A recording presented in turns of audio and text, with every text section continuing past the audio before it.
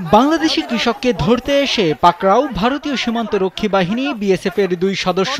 এ সময় বিএসএফ এর এক সদস্য বিজিবির এক সদস্যের পা জড়িয়ে ধরে আছে, এমন একটি ভিডিও ভাইরাল হয়েছে সামাজিক যোগাযোগ মাধ্যমে। বাংলাদেশিদের ফেসবুক জুড়ে এই ভিডিওর রেশ থাকতে থাকতে আজ 30 এপ্রিল অনুষ্ঠিত হয়েছে বিজিবি বিএসএফ পতাকা বৈঠক। বেলা 11টা থেকে দুপুর 1টা পর্যন্ত কুড়িগ্রামের রৌমারীর সীমান্ত পিলার 1065 থেকে আনুমানিক 200 গজ বাংলাদেশের ভেতরে তুরা স্থলবন্দর এলাকায় এ বৈঠক অনুষ্ঠিত হয়।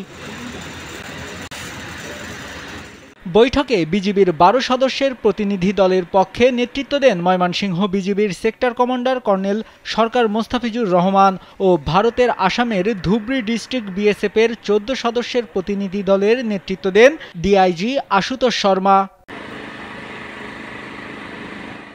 বিজিবি জানায়, বৈঠকে উভয় দেশের সুসম্পর্ক বজায় রাখতে দুই দেশের সেক্টর কমান্ডার পর্যায়ে সীমান্ত বিষয়ে গুরুত্বপূর্ণ খোলামেলা আলোচনা হয়েছে। তবে এর বেশি আর কিছু জানায়নি বাংলাদেশ সীমান্তরক্ষী বাহিনী। নাইমুল হাসিব, কালবেলা।